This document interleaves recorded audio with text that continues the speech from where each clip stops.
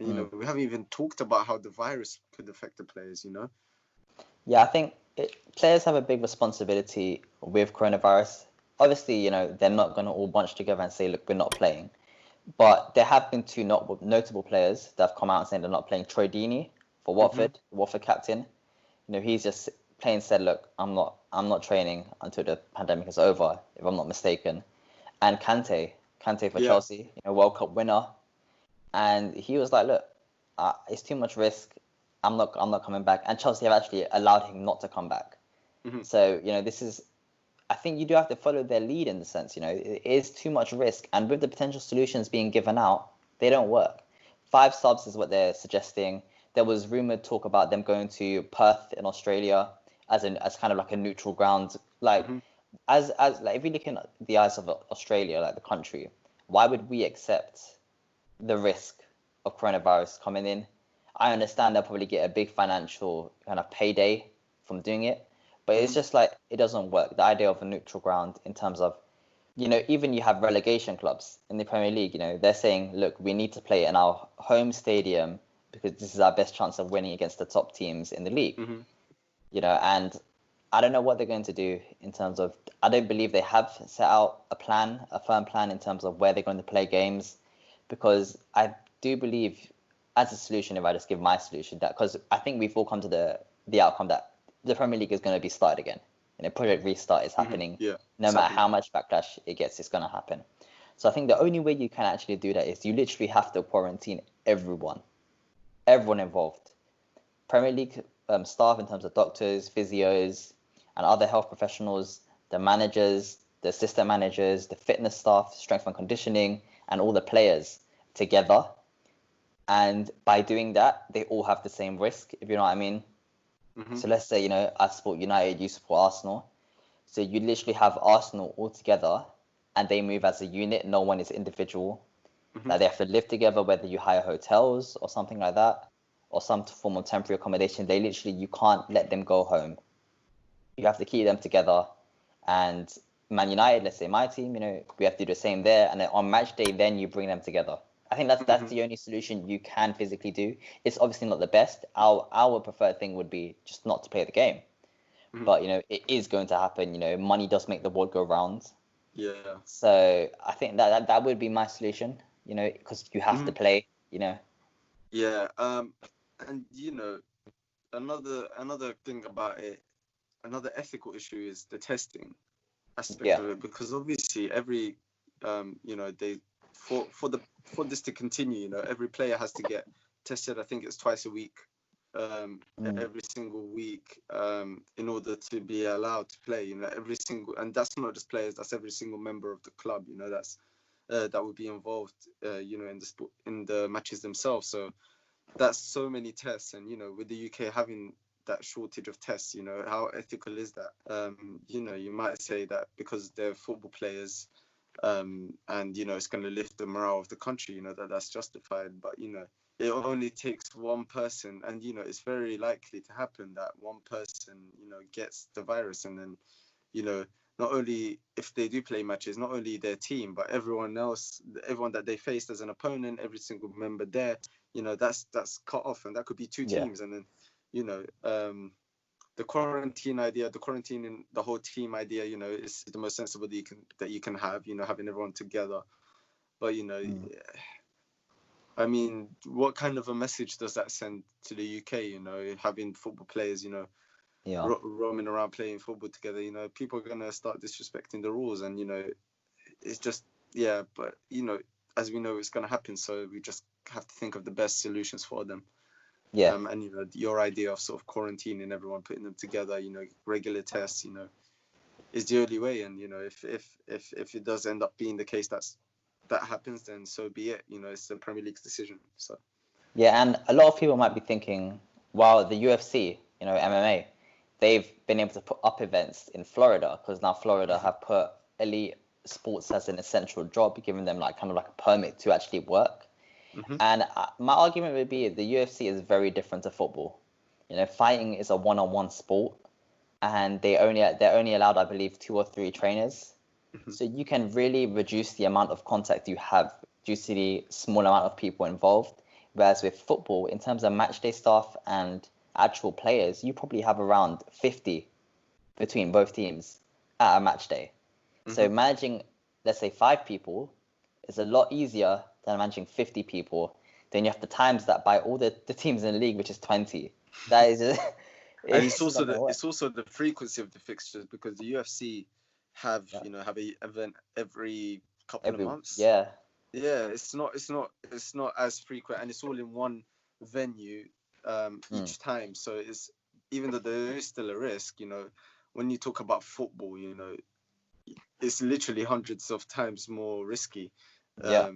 Just thinking about the amount of people involved, that's already 100 times more. Thinking about the frequency of the fixtures, that's increases it even more. And with each person, the chance increases exponentially. So it's crazy to think how this will be managed. But they've started in the Bundesliga. I think the quality hasn't even been that good in terms of. I've been looking at a few of the games. It's not been great compared to what it is. Yeah. I mean, how they're gonna manage, even in training, at the moment, players aren't allowed to tackle, then goalkeepers can't, smother players. How is that, how is that gonna happen in matches? How are they gonna implement that? Obviously, they would have had to go through stage 2, which would involve full training. But just thinking about these sort of factors, if players get injured on the pitch, do medical staff have to wear PPE to meet them, as they are doing now? So it's a work in progress, and obviously we're talking about this at quite an early stage. We're just in stage 1, so hopefully it works out for the best. But I personally believe that even though it hurts me to think of it, as a fan myself, I want to see my club, try and aim for certain things, like top 4, etc. I want to see other sports return, because I'm a big fan of those as well. It's just about being, I think the idea of null and void was the best idea in terms of public safety. Obviously, I'm not invested financially in the league itself, so I can't. So obviously, I'm very biased. That's the as a healthcare professional, that's the only thing I could think of. But going forward, I think it's very important that they take sensible decisions with the correct advice, and find a solution, because that's what they're there for.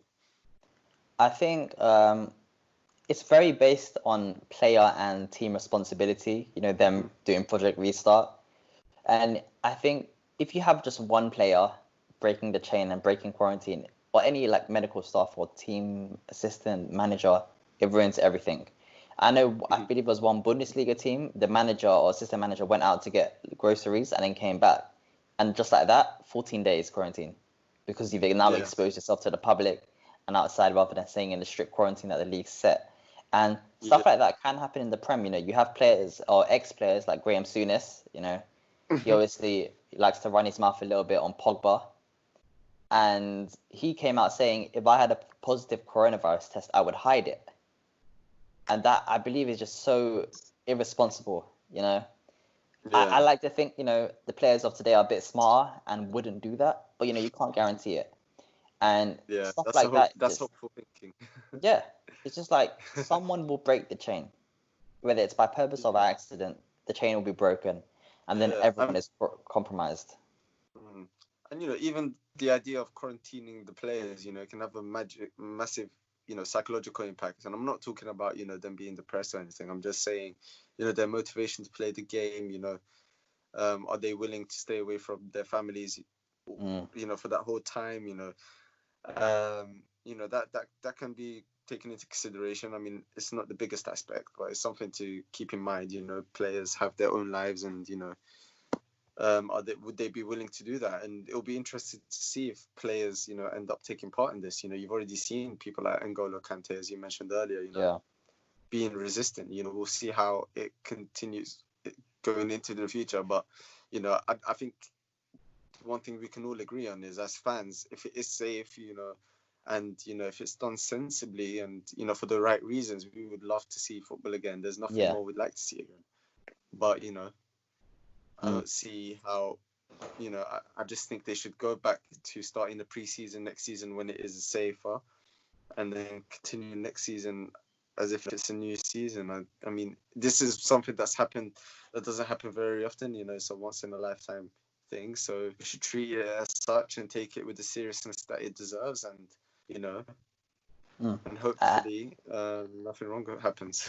And like we've said multiple times, money makes the world go round, and money is the key factor in Project Restart.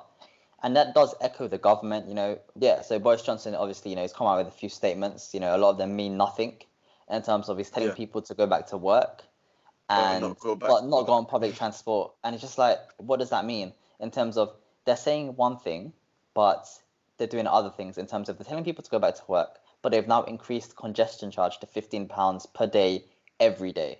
So before it was just between like certain hours, but now it's pretty much, I believe 7 a.m. to 10 p.m. or something ridiculous like that. Yeah. And they've also removed free travel for under 18s on like bus services in London. Yeah. So it's just like you're saying one thing but doing the other.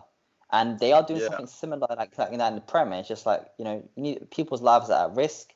And I understand they're worried of legal situations in terms of if they just null and void the league, you've got teams at the top like Liverpool saying, look, we're obviously going to win the league and you've taken a title away from us and it's been how long? So they're going to be bitter. And you also have teams at the bottom end who are fighting for relegation and they want to stay in the league because literally there was, I believe, Spencer FC, we briefly spoke about that video before the call. And I think he said the stat was the amount of money you get from being promoted is like 107 million versus staying in Championship. So, you're costing teams that are relegated that amount of money, and you're also costing teams that are going to be promoted that amount of money. So it's like, I get they're in a tough situation, and perhaps playing the league is the best way for them legally to kind of appease these teams that are like in the relegation fight. But imagine if a player dies, worst comes to worst. Obviously we don't want it to happen, but imagine if it does, the legal ramifications that will arise as a result of it. Playing a league unnecessarily, you're putting these people at risk, and it's just like, what's going to happen then? I mean, I don't think people realize how likely that actually is. A player getting really ill. I mean, not even dying, but becoming very ill. I mean, we always think about people dying from coronavirus as having, a lot of comorbidities, etc. But, players, the sort of, physical exertion that they put themselves through in their life, through playing football, they can have other factors that contribute, as you've seen from people like Fabrice Muamba, who, had a heart attack during the football match. They've gone through a lot of, a lot of stress through playing football. Certain players might have, hereditary, issues, whether it be cardiac problems, etc. That with a disease like that is, that can affect their cardiovascular system, it really increases the risk of them becoming seriously ill, not being able to play football again, or, even potentially dying. So, I think people underestimate that, especially since they think, young, fit players, that could happen. And, are we willing to take that chance at the moment? And, it's hard.